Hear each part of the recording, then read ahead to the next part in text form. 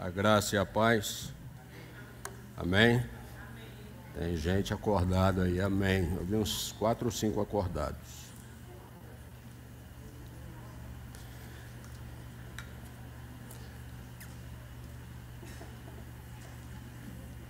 Nós tivemos uma prestação de contas recente e o que me remeteu, através, creio, do Santo Espírito de Deus, a trazer um tema para vocês hoje, foi exatamente daquilo que a gente vivencia, daquilo que a gente vive no cotidiano como cristão. Primeiro eu queria convocar a você que nessas prestações de contas vocês participem. É muito bacana. E é um meio que você pode servir. Você saber o que nós estamos fazendo, destinando.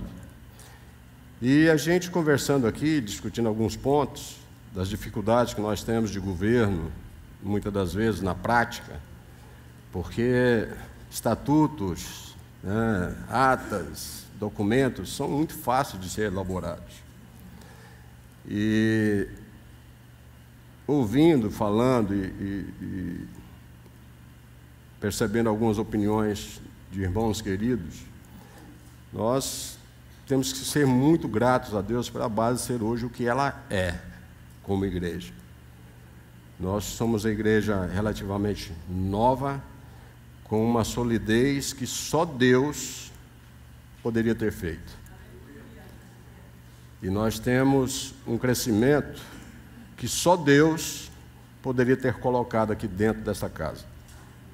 Nós temos companheiros, irmãos, uma família coesa, unida, bonita, porque só Deus permitiu fazer isso. Mas nós somos infiéis. Nós faltamos com fidelidade. Nós cobramos muito e fazemos pouco. Nós somos humanos. E é assim que a coisa funciona. E com tudo que eu ouvi, que nós falamos, que nós percebemos, nós precisamos de muita coisa na nossa visão meramente humana e horizontal. E meu coração foi lá em Josué. Servir a Deus. Como é que é esse negócio de servir a Deus? Como é que eu sou um servo? Você já respondeu a alguém, eu sou um servo de Cristo? Você já respondeu isso a alguém? Porque eu já. Mas eu acho que eu respondi tão rasamente, porque ser servo é de uma profundidade tão grandiosa, tão difícil, de tantos desafios, de tanta renúncia, que eu me descobri mentindo. Eu não sou servo. Eu não tenho deixado algumas coisas do meu interesse para servir a Deus. Se a minha fé não me traz num culto pela manhã, como é que ela vai me levar para o céu? Se eu não tenho como servir a Deus em comunhão com os meus irmãos, em um culto, em uma reunião de oração, em um PB, como é que eu vou para o céu?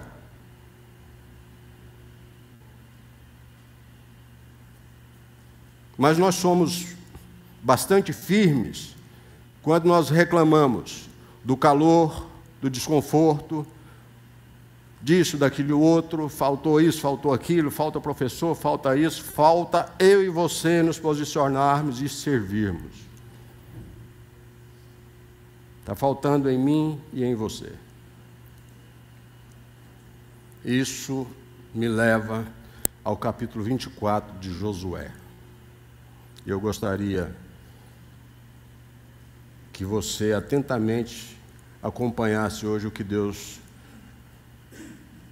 colocou no meu coração, e eu, em nome de Jesus, creio que colocará no seu. Nós vamos ler o versículo 14 e o 15. Deixa marcadinho aí. Nós temos por costume ter muito zelo por aquelas coisas que nós podemos fazer. E nós nos esforçamos, além da conta, por aquilo que nós queremos proporcionar a um convidado, a um amigo, enfim. A Bíblia ela ensina claramente que o cristão autêntico é aquele que serve. Mas a gente precisa entender que é o servir a Deus em tudo que você faz. Em tudo que você faz. E começa dentro da sua casa. Eu vou fazer uma pergunta para você hoje, para a gente começar. Responda com toda a sinceridade do teu coração aí para você mesmo. Porque se a gente for expor aqui, eu vou passar vergonha, você vai passar vergonha, porque nossas respostas não vão condizer com aquilo que Deus espera da gente, quer da gente. E isso é uma verdade que eu estou dizendo para vocês, porque quando eu respondi, eu disse, vixe, lascou. Pense num patrimônio que você tem, o maior patrimônio que você tem. Pense. Está a sua resposta aí.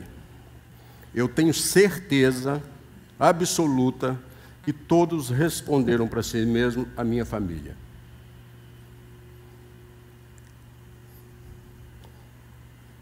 A minha família é o meu maior patrimônio. Respondemos isso. O serviço cristão, ele é uma expressão espontânea, e ele precisa estar motivado pelo amor, e precisa estar confirmado pelo compromisso. Se não há compromisso naquilo que você faz, isso não existe. Atualmente há uma tendência, por parte de muitas pessoas, de buscar a Deus e a igreja apenas para obter bênçãos e desejos que ainda não foram satisfeitos. Como se isso aqui fosse uma casa de apostas, um lugar de investimento. É bom ressaltar que a igreja é uma oficina de trabalho, e você está aqui para arregaçar as mangas e trabalhar em prol. É bom você entender que isso aqui não é uma espécie de spa espiritual. Se você estiver pensando assim, estamos em lugares errados. Aqui não é lugar. Aqui é um lugar de servir, de trabalhar. Aqui nós temos a oportunidade de nos doarmos, incondicionalmente. Aqui é o lugar de servir a Deus e aos homens. Servir. Jesus mesmo disse, mesmo eu, o próprio Filho, não vim para ser servido, vim para servir. Vim para dar minha vida em resgate de muitos. Evangelho de Marcos, capítulo 10. E a gente diz seguir a Jesus, imitar a Jesus e fazer tal qual a Jesus. Portanto, o exemplo de Jesus tem que inspirar a mim e a você a viver para servir, não para ser servido. O serviço é uma experiência necessária à dinâmica da igreja. E para habilitar a igreja a servir, o Senhor concede a mim e a você, crente, os dons espirituais, talentos, recursos financeiros. Ou você acha que você conseguiu porque você é bonito e poderoso? Deus permitiu que você o alcançasse. Mas a gente esquece disso. E quando nós falamos em servir, a gente vai muito especificamente num ponto que se diz a dinheiro E nessas horas, parece que nós temos escorpiões no bolso. Nós escolhemos, nós pensamos em outras coisas e deixamos de ser fiéis à casa do Senhor, porque nossos interesses prevalecem nessas horas. A base não prega e não chama ninguém a ser irresponsável. A base apenas ensina que você, que crê em Jesus, que diz que esta é a palavra viva, correta e inerrante, precisa ser obediente. Nós falamos muito das faltas, mas não chegamos com os recursos. Deus não coloca dinheiro na conta corrente da base. Ele tem ferramentas para que isso faça. E o que é que nós estamos fazendo? Me perdoem a expressão, mas nós estamos roubando a Deus.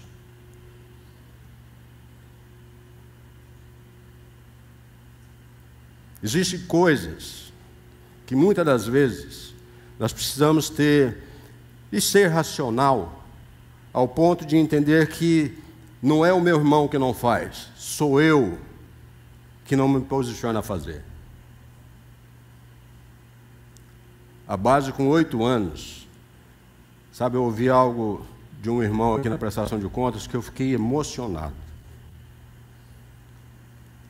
Ele disse, olha, a base nós temos hoje uma panorâmica de que tem muitos migrantes, né? Muita gente que vieram depois de tanta luta. E a luta continua. Mas quando chegaram, e a gente vê essas pessoas abraçarem a causa. E ele disse, eu não conheço uma igreja com a idade da base que tem a base que a base tem. Sinal que Deus é extremamente lindo, misericordioso. E Deus vai atender esse celular seu, pode deixar. Ele é lindo, maravilhoso. E Ele vai continuar usando a mim e a você para que esse trabalho correto continue a ser feito. Nós não vislumbramos um templo lotado, mas nós precisamos vislumbrar um templo de irmãos compromissados com o serviço cristão. E Josué me bateu pesado essa semana. E eu não vou apanhar sozinho.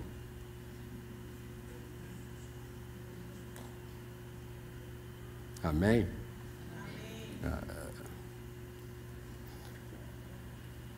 O serviço é uma experiência, eu volto a repetir para você, necessária, a dinâmica da igreja, para que as coisas funcionem, para que as pessoas não se irritem umas com as outras.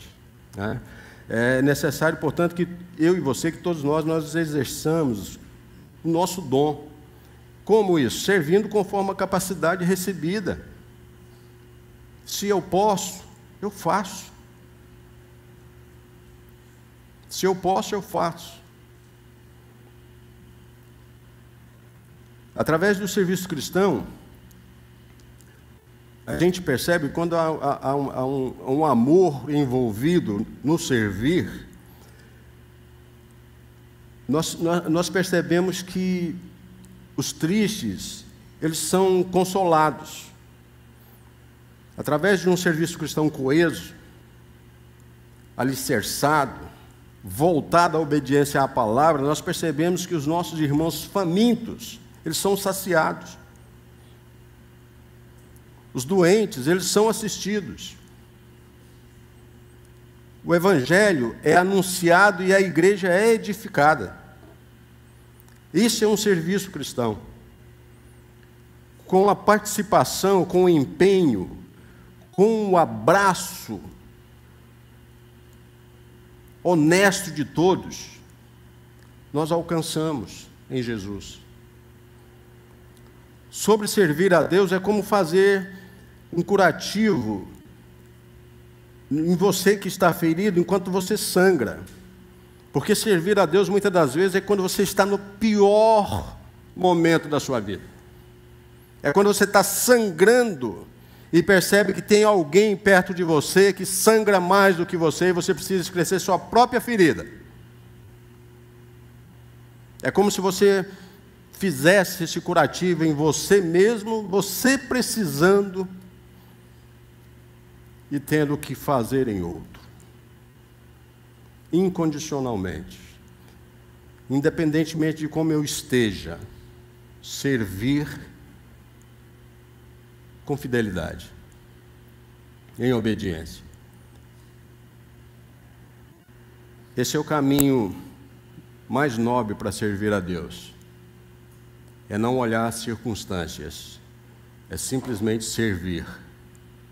É simplesmente entender que nós viemos aqui, eu e você, que nós viemos aqui para adorar. Fazer o bem sem pensar, sem calcular, sem raciocinar, fazer o bem. Porque quando se faz o bem, não existe margem de erro.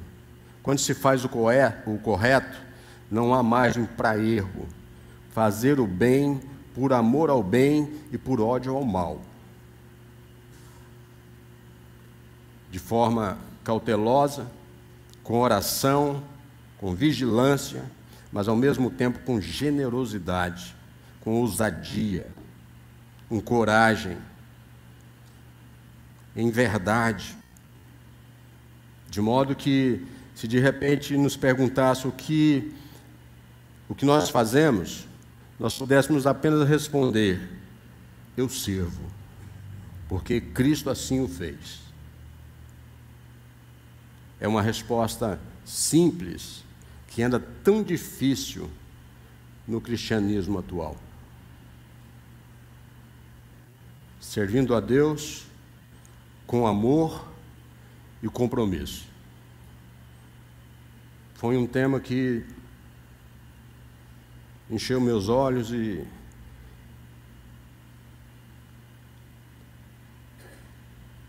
alcançou meu coração.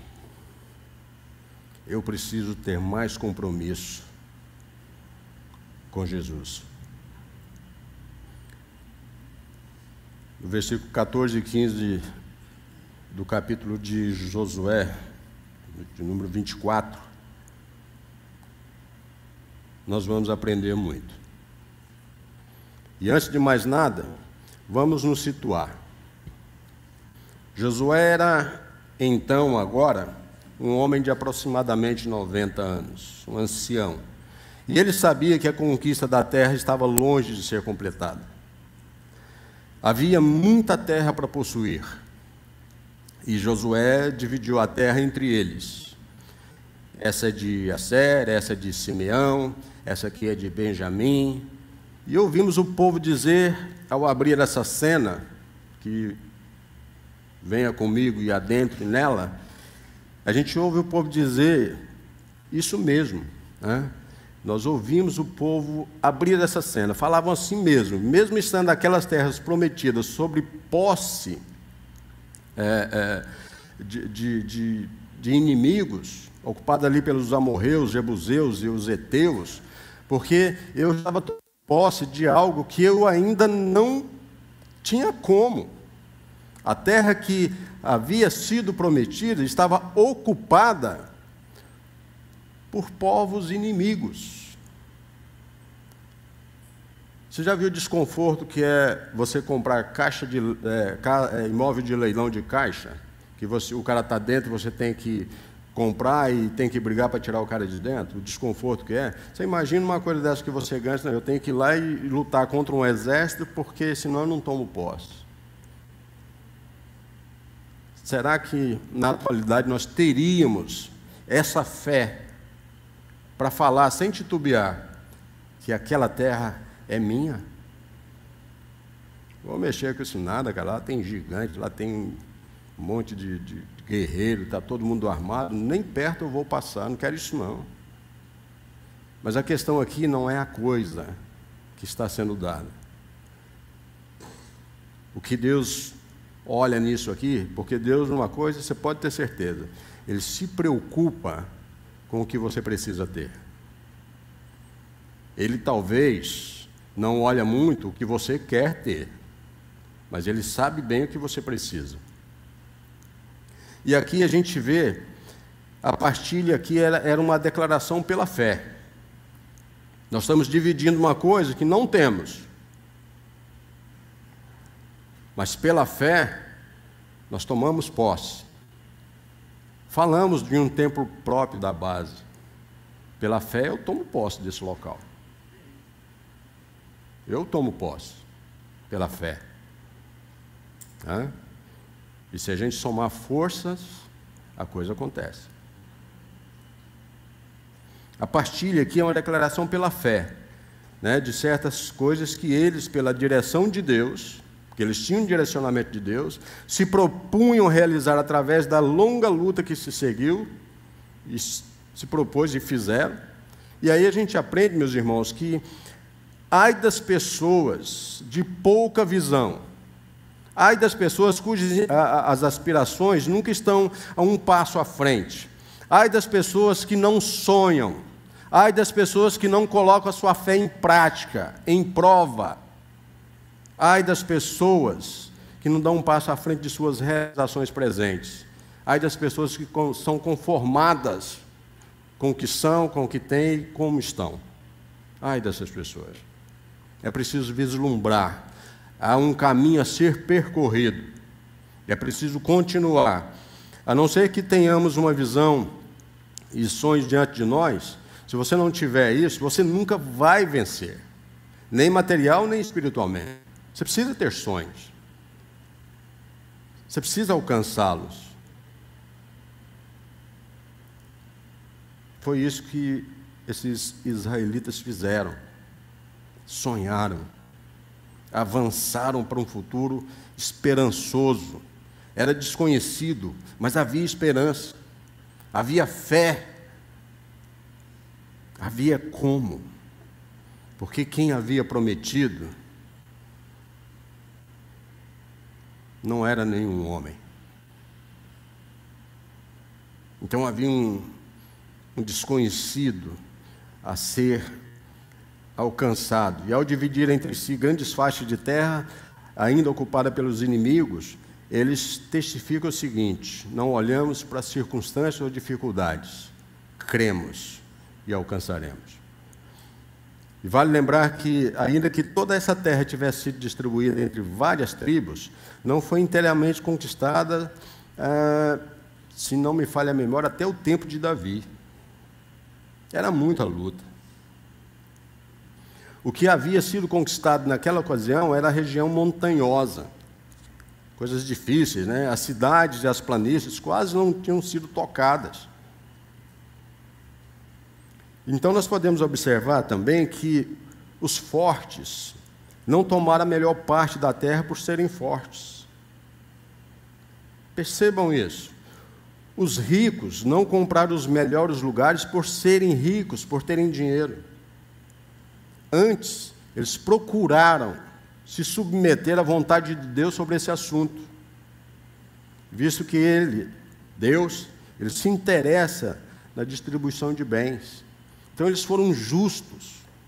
Se eu tinha mais recurso e mais poder de aquisição, eu pensei no direcionamento de Deus: o meu irmão está comigo, ele não fica para trás. E ninguém passou na frente um do outro, igualzinho que nós vivemos hoje,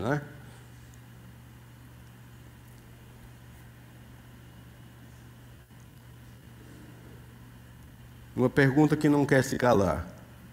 Hoje,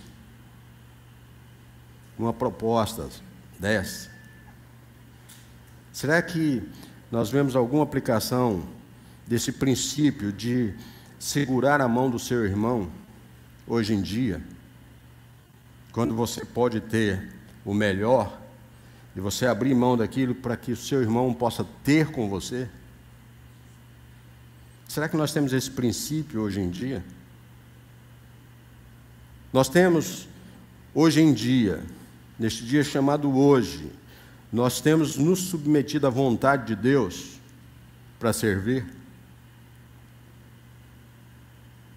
Certo é, meus amigos, que Deus atenta para as desigualdades de condições de seus filhos. Ele está atento a isso. Ele não deseja que os fracos sejam postos de lado pelos astutos e fortes. Há uma vontade de Deus com relação às questões de horas, de salários, de capital e trabalho. Deus tem interesse numa distribuição mais equitativa de seus bens nesse mundo que você está inserido. Lá em Malaquias, no capítulo 4, ele ordena: mas assentar-se-á cada um debaixo de sua videira e debaixo da sua figueira. Cada um terá o seu lugar. E nós não atentamos mais para isso. Aqui no texto de Josué, visto que a distribuição fora feita por sorte, ninguém poderia ficar com inveja. É igualzinho ao século 21, gente.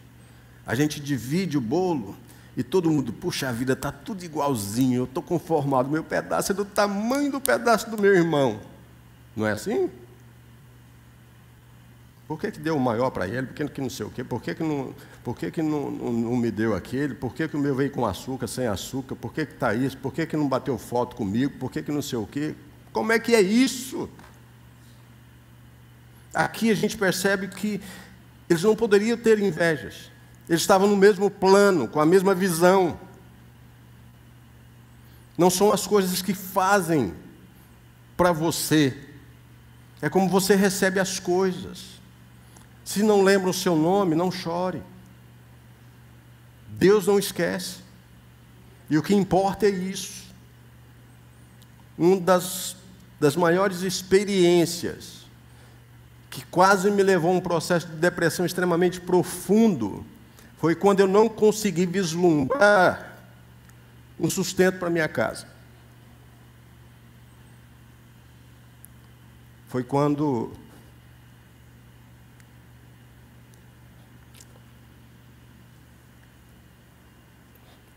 a coisa apertou de tal forma, e a minha emoção hoje é porque Deus é tão zeloso que nunca nos faltou nada. Mas a coisa era tão brava, porque eu e Dona Encrenca, desempregados. A Dona Encrenca é carinhosa. A gente desempregados, com uma bebezinha de menos de 1 ano, e eu não tinha dinheiro para o leite, e nem ela. Nós tínhamos um aluguel para ser pago. Nós tínhamos um carro que ficava na garagem porque nós não tínhamos dinheiro do combustível.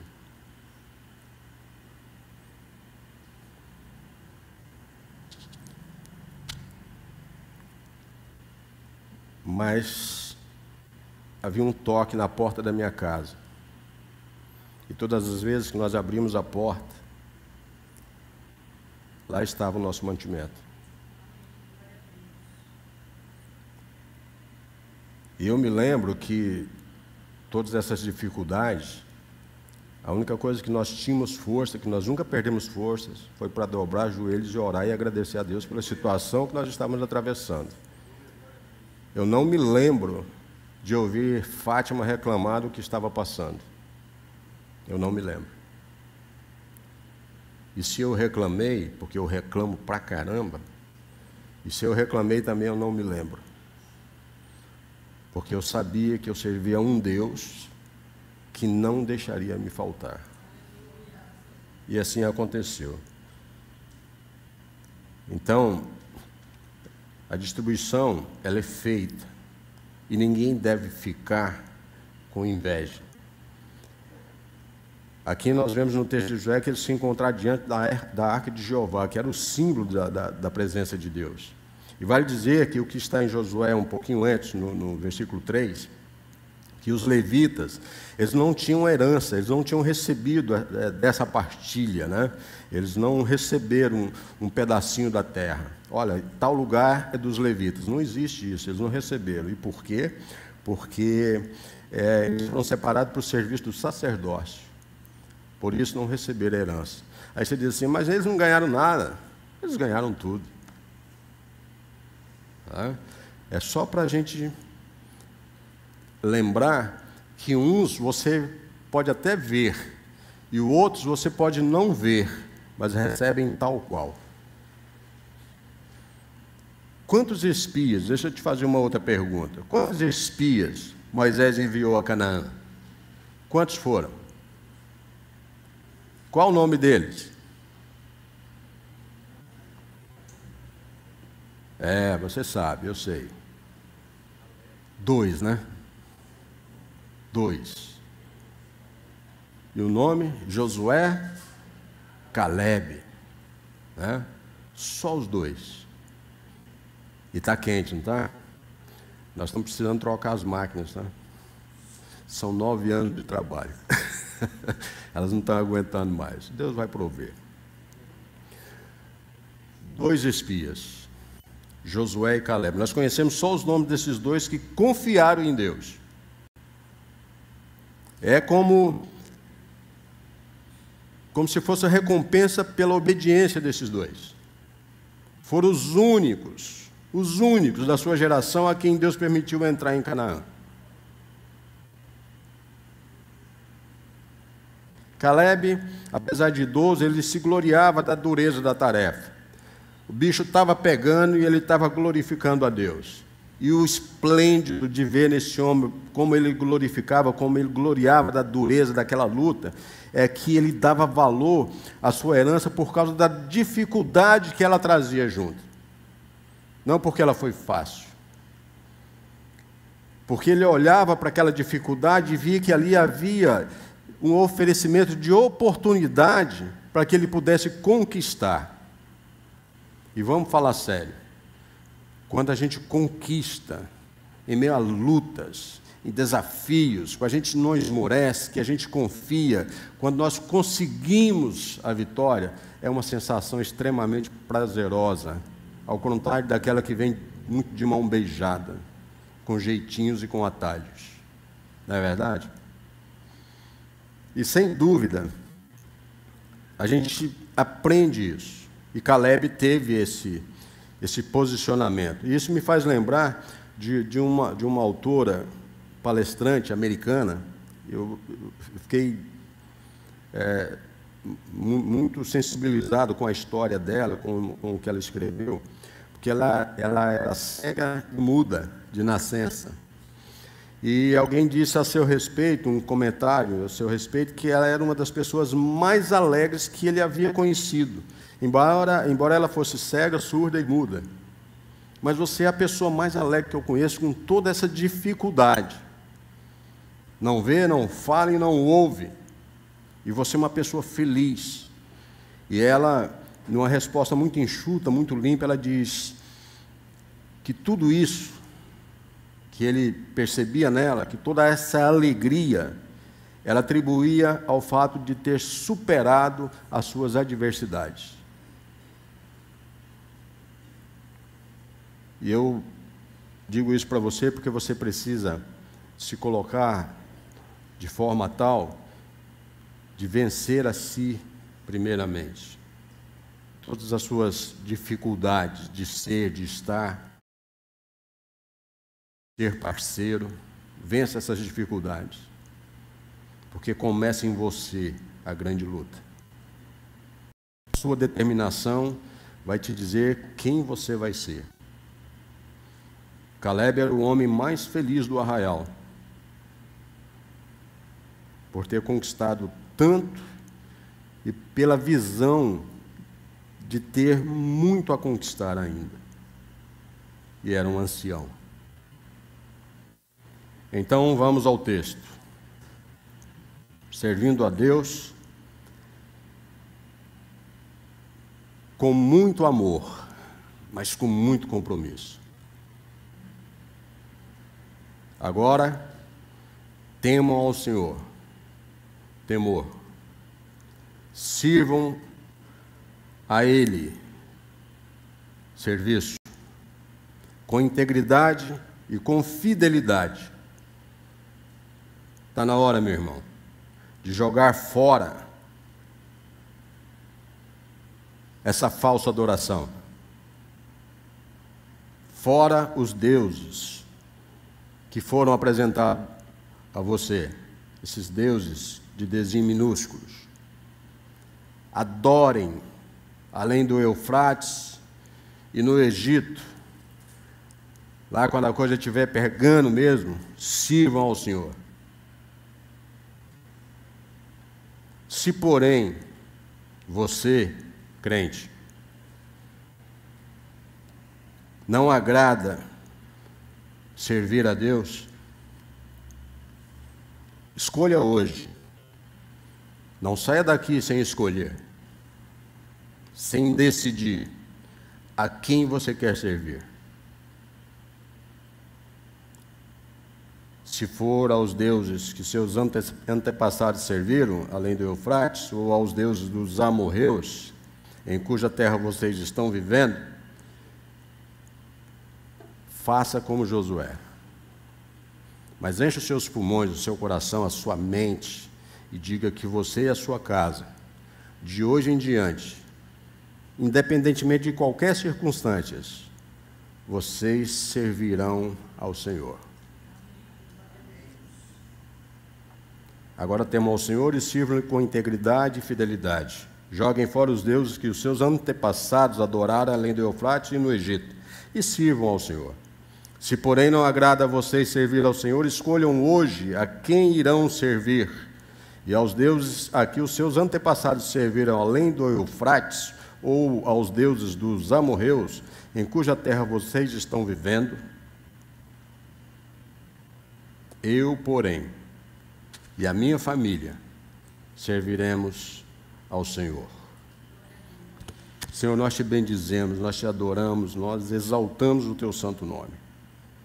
Que não sejam meras palavras, mas que a profundidade da tua verdade, Senhor, acampe, adentre, tome conta do meu coração, da minha mente, da minha voz, do meu ouvir, e que parta do teu Santo Espírito um verdadeiro ensino de sustentação e de visão além daquilo que os nossos olhos têm alcançado, Deus. Nós possamos, daqui para frente, genuinamente ser servos. É o que nós te pedimos em nome de Jesus. Amém. As dificuldades, elas revelam o que as pessoas são. E Deus, Ele nunca prometeu facilidades. Ele nunca prometeu dias fáceis. A promessa que Deus faz para mim e a você, que chegou até nós, a promessa nunca foi de comodidade. Deus nunca prometeu facilidade. Ele prometeu vitória. A dificuldade nos leva ao crescimento porque nós aprendemos a confiar mais em Deus. E, infelizmente, nos dias atuais, nós gritamos o nome pelo seu nome, quando realmente o bicho já pegou. Josué, ele envelhecera. Ele sabia que não viveria muito tempo mais. Já era a etapa final. Então ele quis transmitir àquele povo algumas palavras finais de advertência. Ele convocou primeiro os dirigentes e depois todo o povo. E recomendou que eles se lembrassem do poder e da fidelidade de Deus e admoestou esse povo a ser fiel. O versículo 14 diz: agora, pois, temam ao Senhor e sirva a Ele com integridade. Ele preveniu, quando ele adentra no versículo 15, ele previne esse povo contra a apostasia. Se, porém, não agrada a vocês servir a esse Deus, ao seu Senhor, escolham hoje a quem irão servir. Se aos deuses a que os seus antepassados serviram, ou os deuses dos amorreus, em cuja terra vocês estão vivendo. Agora eu quero dizer uma coisa para vocês. Eu e a minha casa serviremos ao Senhor. É importante pensar nisso, fazer uma confissão como Josué traz aqui. E eu, nesse momento, eu me refiro principalmente aos jovens dessa casa. É preciso que você tenha um plano, uma meta, uma confissão pública de quem é Deus na sua vida, para que você tenha e possa assumir votos solenes dessa forma como Josué chama nós a fazer. a fazer, é necessário isso. Por quê? Porque você precisa de um alvo, você precisa de um direcionamento. Esses jovens estão vivendo aí numa corda bamba, estão se trocando por relacionamento, deixando fé minguar porque estão com pessoas erradas.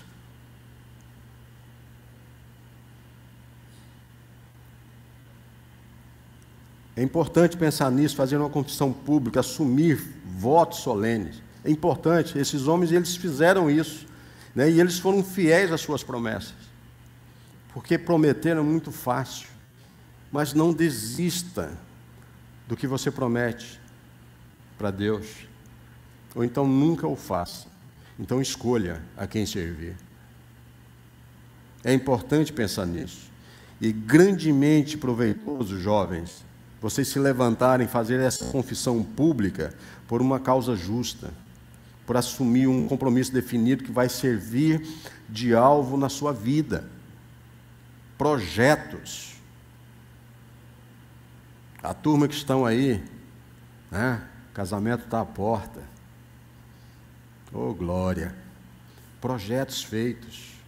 Sonhem juntos. Realizem juntos.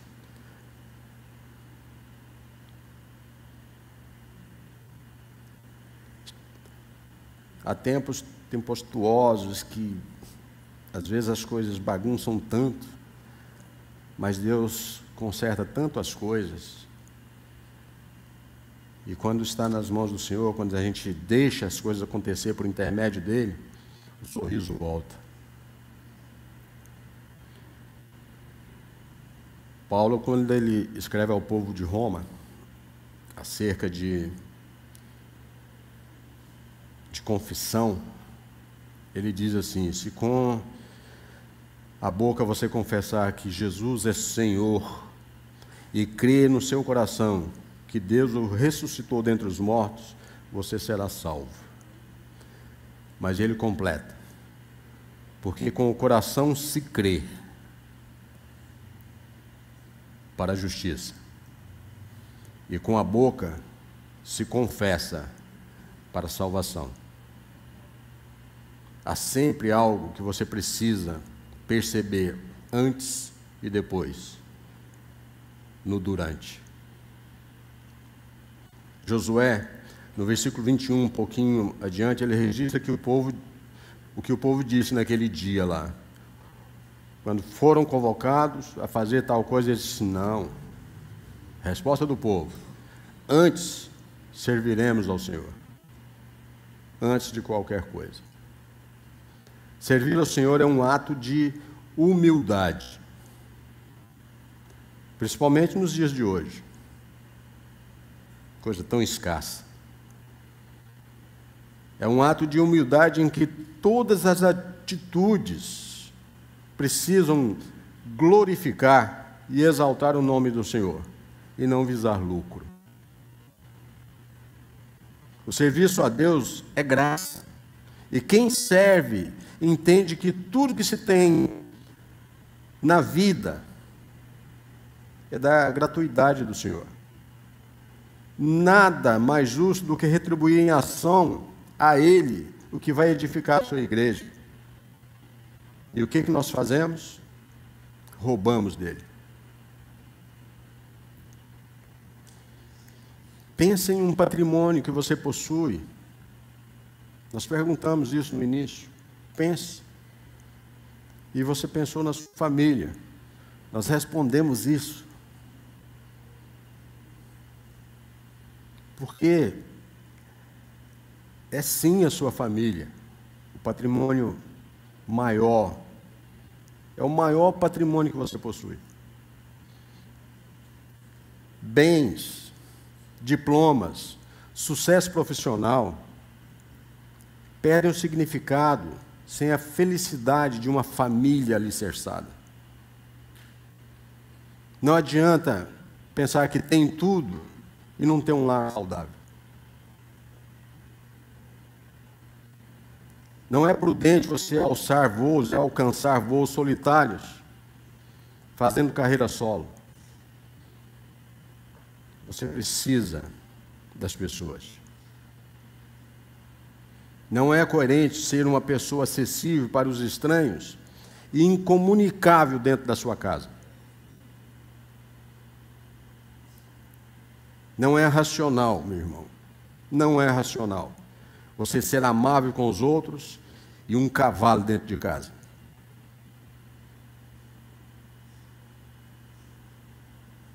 Nossa família ela precisa estar a serviço de Deus, dentro e fora dos portões.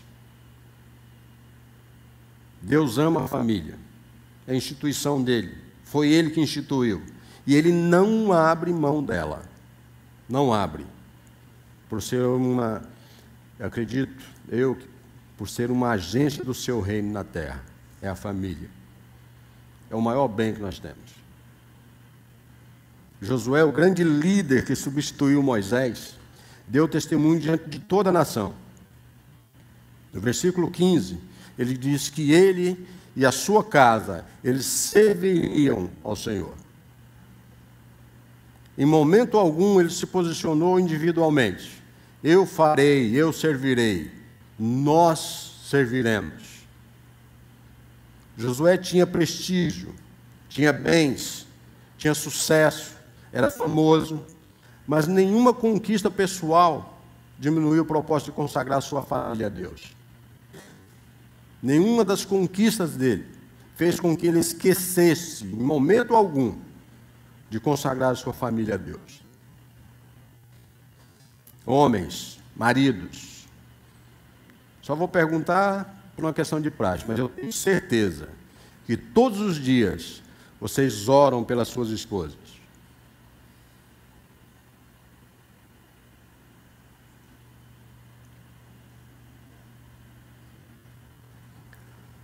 Mulheres, eu tenho certeza que vocês fazem o mesmo.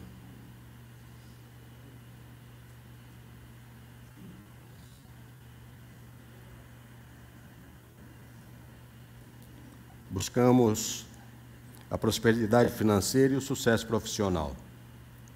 Investimos na formação intelectual dos nossos filhos.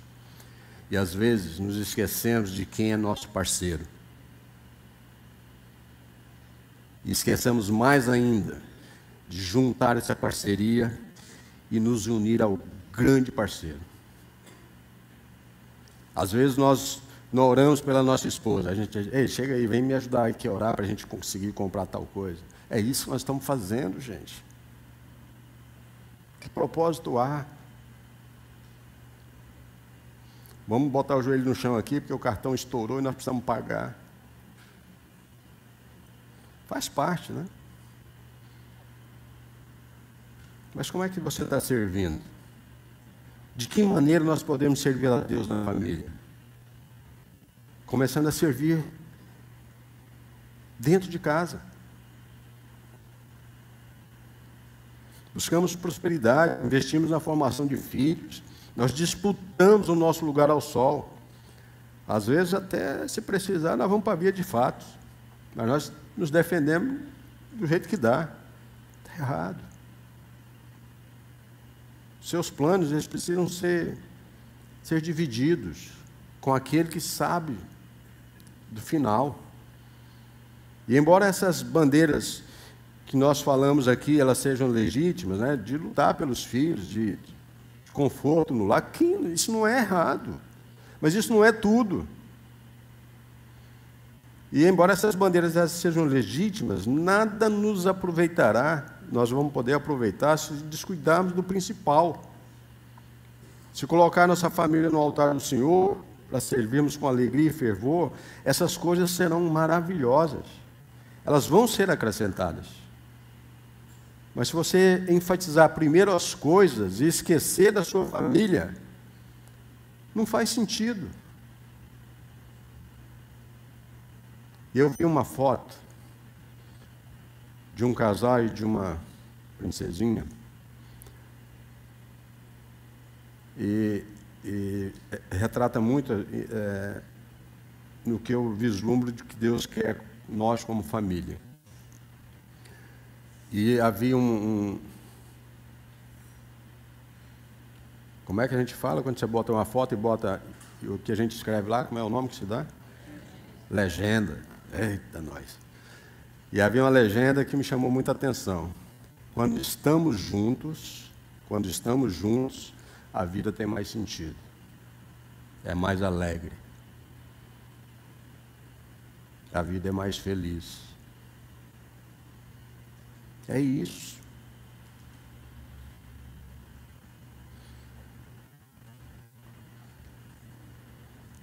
Eu vou te dizer como é que você pode servir a Deus com e na sua família. Eu posso? Posso. Se você disser que não, eu vou falar mesmo. Primeiro, cultive relacionamentos orientados pela Escritura. Os seus relacionamentos, cultive a eles com orientação da Palavra de Deus. Não podemos servir a Deus se não somos um exemplo dentro de casa, né? O que somos no lar é o que refletimos no mundo. E isso é fato. Uma família na qual o marido agride a esposa, com palavras, com atitudes, onde a esposa não se submete ao marido, antes o trata com desprezo, né? Uma família cujo pai provoca a filho, a ira, e os trata com amargura, deixando esses filhos desanimados. Uma família onde os filhos desonram os pais, rejeitam os seus ensinos e os seus exemplos. Essas famílias não podem servir ao Senhor, nem ser luz para os outros. Mas se há uma família em que esses princípios são respeitados, em que há uma orientação do alto para um direcionamento como um todo, essas famílias vão refletir a vontade de Deus. Então nós precisamos de famílias que cultivem relacionamentos saudáveis e andem segundo as balizas da palavra de Deus. Essa é a família. Fora disso, é engano. A orientação vem do alto. Um segundo ponto para servirmos a Deus na família é que nós precisamos abandonar as práticas que desonram a Ele. Nós precisamos jogar fora práticas que desonram ao Senhor. O povo de Israel, ao entrar em Canaã, começou a esquecer de Deus. Você conhece a história. Eles começaram a murmurar contra o Senhor e a imitar cultos pagãos. Não distante de nós, meu irmão, minha irmã, nós temos visto coisas muito piores nos nossos dias. As pessoas estão invertendo valores, estão legalizando para querer influenciar dentro da igreja.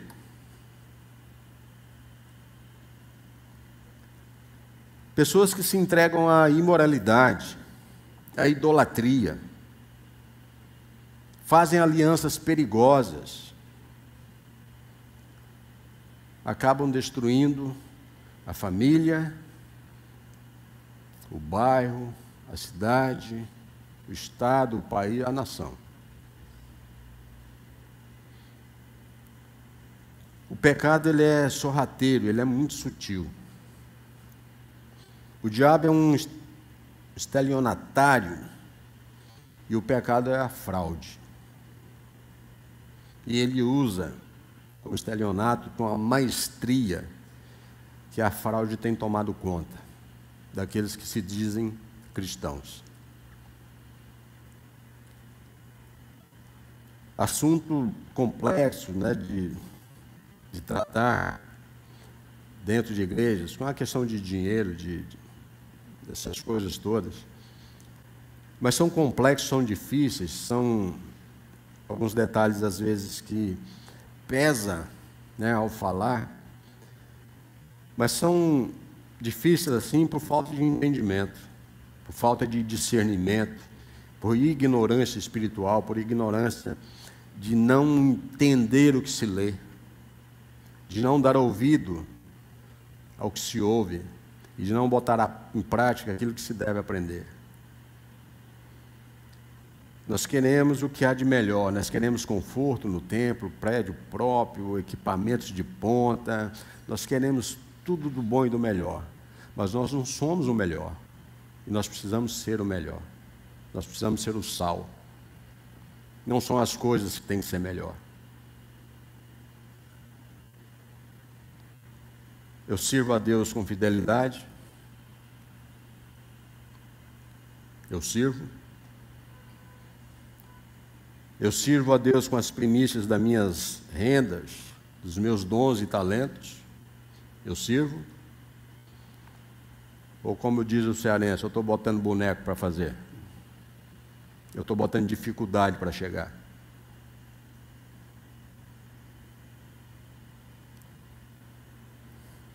Não podemos esquecer que até aqui o Senhor nos ajudou. Somos uma família feliz é aquela que busca a santificação. Uma família feliz é aquela que lança fora da sua casa aquilo que é abominável ao Senhor. Uma família feliz é a que não introduz em sua casa bens mal adquiridos, que não lança mão de coisas desonestas para ter. Uma família feliz é aquela que tira a intriga do lar e joga fora. A família bem-aventurada ama a Deus e odeia o pecado. A família bem-aventurada, ela abandona toda forma de mal e busca ansiosamente as coisas do alto, aquelas que são e estão em Cristo. E um terceiro ponto, para a gente terminar,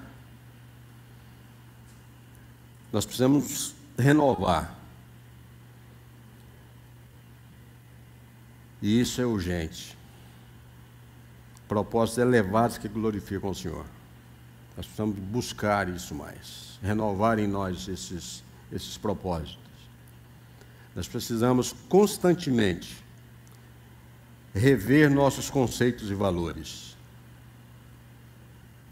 Buscar sempre realinhar nossa vida à palavra de Deus. Ter esse equilíbrio.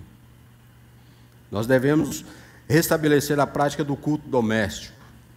Devemos sair dessa mentira que eu oro pela minha esposa, que eu oro pelo meu marido, e fazer mesmo. Orar mesmo. E se você chamar a inimiga para orar, e ela não quisesse, vem, vamos orar. E aí ela está sendo inimiga, se ela estiver botando dificuldade ou se ele estiver botando dificuldade. Orem, pratiquem um culto doméstico. A igreja começa lá na sua casa. Está aí em você. O Espírito de Deus precisa povoar em você. Está no seu lar. Então nós precisamos amar a casa de Deus, tendo prazer em buscá-la em primeiro lugar. Nós precisamos ter disposição para comunhão. Nós precisamos ser participativos. Nós devemos restabelecer a prática de buscar a excelência em Cristo. Nós devemos restabelecer no lar a prática do diálogo, regado de compreensão, de amor. Nós precisamos ser cautelosos na crítica e pródigo no elogio.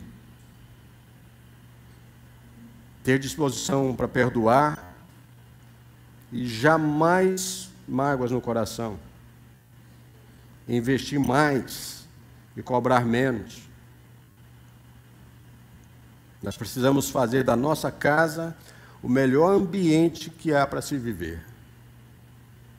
E nós precisamos, à semelhança de Josué, dizer com verdade, com fidelidade, com convicção e com autoridade que eu e a minha casa,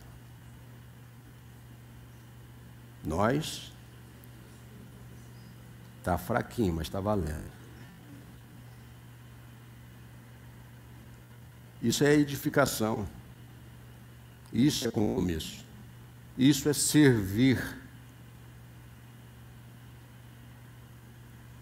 com amor e compromisso. O que significa temer ao Senhor e servi-lo com fidelidade dentro da sua casa? Abandonar práticas ruins. Que práticas precisam ser abandonadas hoje dentro da sua família? Você sabe. De que maneira nós podemos melhorar nossos relacionamentos? Ah, gente.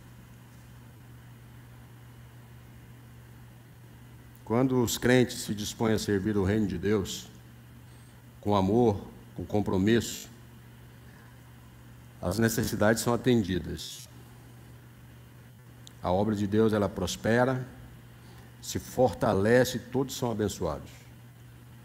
Quando há propósito, quando há fidelidade naquilo que você emprega a serviço do reino, o resultado é positivo. Sendo assim, cada um, eu, você, cada um de nós somos chamados a servir a Deus conforme o dom que nós recebemos. E isso é preciso ser feito de todo o coração, com alegria e com muita responsabilidade. Fica de pé.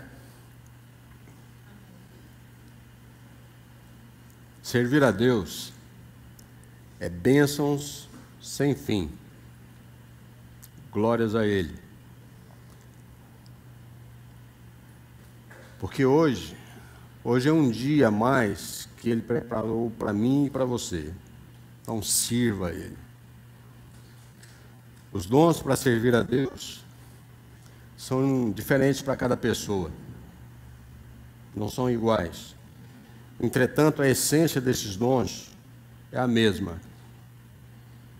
A essência tem um nome chamado desejo. Desejo de servir. Essa é a essência. Desejo de servir a Deus. Se não houver, neca de pitibiriba.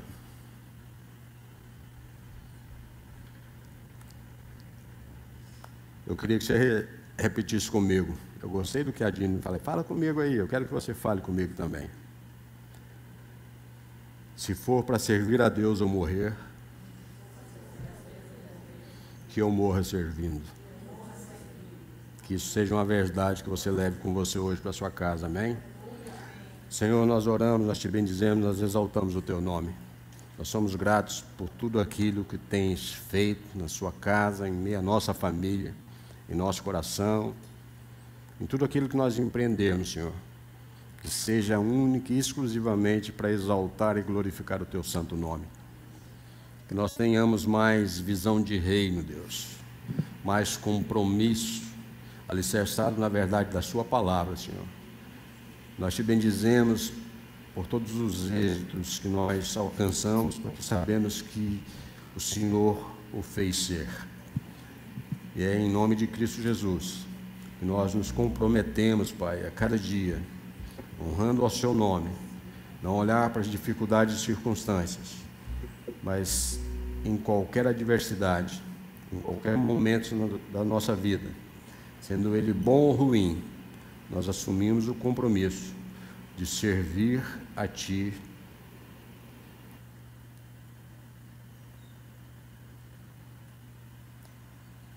em cada fôlego nosso, Senhor.